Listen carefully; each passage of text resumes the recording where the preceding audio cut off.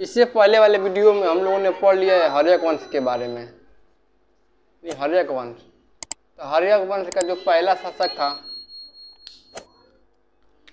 हर्यक वंश का पहला शासक था बिंबिसार।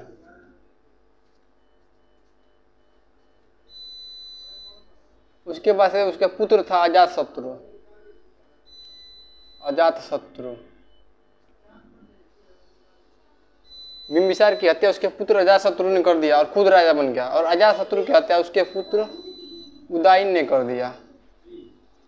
उदयन ने, लेकिन उदयन की हत्या पता नहीं कौन किया, उसका आज तक पता नहीं चला। उदयन के बाद उसका पुत्र बना नागदशक राजा। नागदशक, देखिए हर्यक वंश पे सबसे पहले बिंबिसार ने शासन किया, उसके बाद से अजातशत्रु बना उसका पुत्र, उसके बाद से उदयन, उसके बाद नागदशक। जो नागदशक एक अयोग्य शासक था, तो नागदशक की हत्या किसने कर दिया? शिशुनाग ने। तो जब शिशुनाग नागदशक की हत्या कर दिया और एक खुद का वंश बनाया शिशुनाग वंश।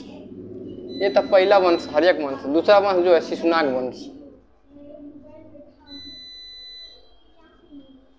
शिशुनाग वंश, शिशुनाग वंश के जो पहला राजा था शिशुनाग।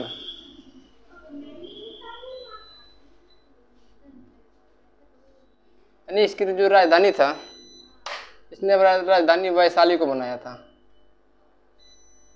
और इसने अवंती और वर्षराज पर अधिकार कर लिया था। और इसके शासनकाल में जो मगध है, मगध बंगाल से लेकर मालवा तक का हो गया था। मगध का साम्राज्य थोड़ा बहुत बढ़ गया था। और जो इसके बाद से इसका पुत्र था कालाशोक।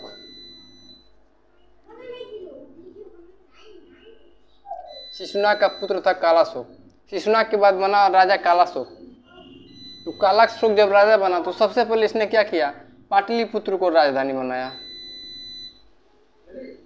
पाटलिपुत्र को अपनी राजधानी बनाया। और देखिए जो द्वितीय बौद्ध संगीति है, द्वितीय बौद्ध संगीति कालाशोक के समय में होता है। द्वितीय बौद्ध संगीति,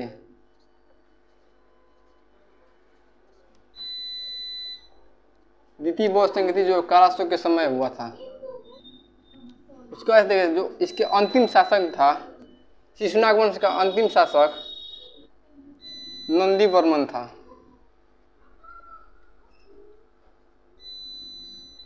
देखिए शिशुनाग वंश का पहला शासक था शिशुनाग। शिशुनाग ने अपनी राजधानी जो है पाटलिपुत्र से हटा के वैशाली बना दिया। लेकिन उसके बाद शिशुनाग के बाद उसका पुत्र था कालाशोक। कालाशोक ने सबसे पहले तो वैशाली की जगह अपनी राजधानी दोबारा पाटलिपुत्र बनाया। और कालाशोक के समय द्वितीय बौद्ध संगीति हुई थी। कालाशोक के बाद उसका पुत्र बना नंदीवर्मन। लेकिन नंदीवर्मन की हत्या जो है महापद्म नंद ने कर दिया। महापद्म नंद ने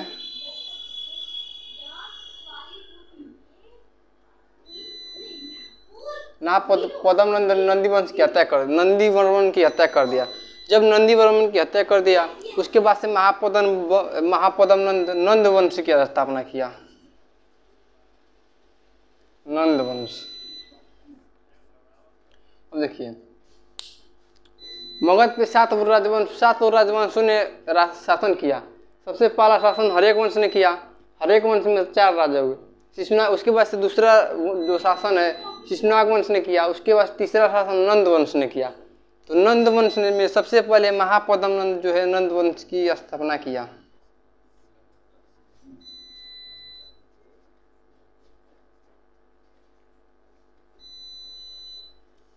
महापद्म नंद जो था जाति से क्षुद्र जाति का था। क्षुद्र जाति का, या इसको नाई, कहीं कहीं नाई लिखा मिलता है, यानी जाति से क्षुद्र जाति था, और कहीं कहीं नाई लिखा होता मिलता है। यानी जो महापद्म नंद है सबसे ज़्यादा जो अत्याचार है क्षत्रियों पर किया था। देखिए क्षत्रिय मतलब क्षत्रियों को दुश्मन मानता था। क्या करता था, जो सबसे युद्ध होता था, देखिए मान लीजिए सामने से जो युद्ध हो रहा है, तो जो युद्ध में जो सामने वाली पंक्ति होती है, यानी सैनिक की जो सामने वाली, जैसे सैनिक की पंक्ति है और इधर भी युद्ध दुश्मन का, यानी एक तरफ दुश्मन एक तरफ ये, तो सामने की सबसे पहले पंक्ति में क्षत्रियों को रख देता था।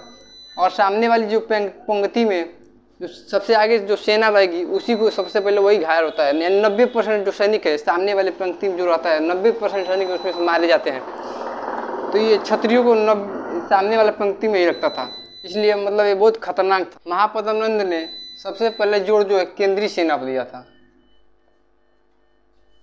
केंद्रीय सेना, यानी इसने जो अपने क्षेत्र के जो सैनिक थे उसको बहुत तगड़ा बना लिया था, सैनिक व्यवस्था बहुत तगड़ा बना लिया था, और इसने एकराट की उपाधि धारण की थी।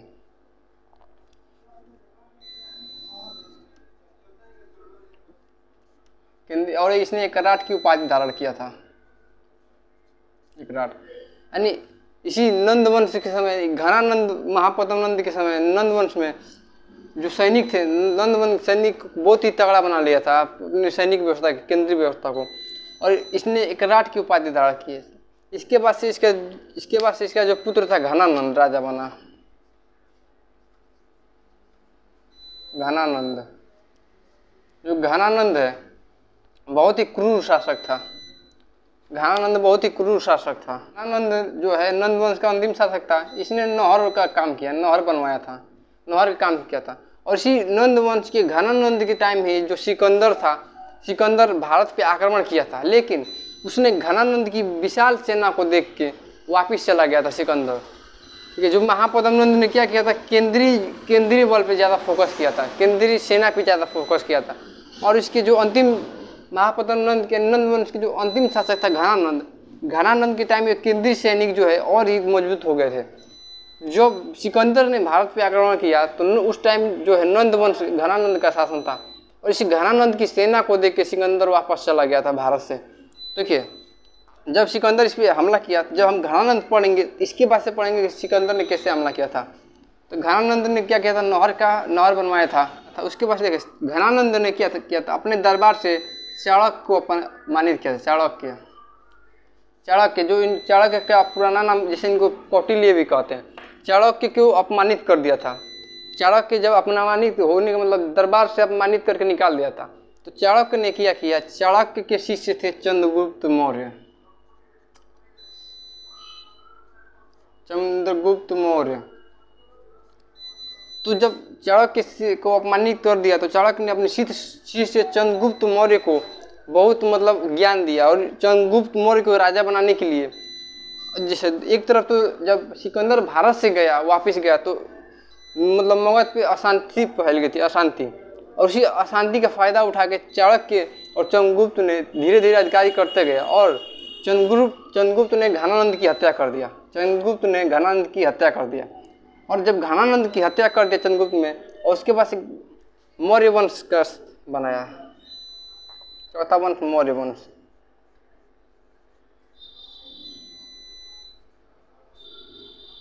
चंद्रगुप्त मौर्य ने घनानंद की हत्या करके मौर्य वंश की स्थापना किया।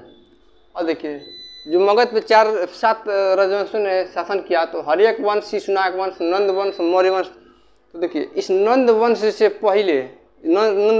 पहले भारत में कौन कौन विदेशी आक्रमण थे, आक्रमणकारी भारत में कौन कौन आक्रमण किए। इससे पहले जो है सिकंदर ने आक्रमण किया था। हम उसके बाद देखेंगे मौर्य वंश के बारे में। तो देखिए इससे पहले मौर्य वंश के पहले सिकंदर ने आक्रमण किया था घनानंद के टाइम। तो घनानंद के टाइम जब सिकंदर आक्रमण किया था तो हम पहले पढ़ लेते हैं कि विदेशी आक्रमण, यानी मौर्य वंश से पहले होने वाले विदेशी आक्रमण।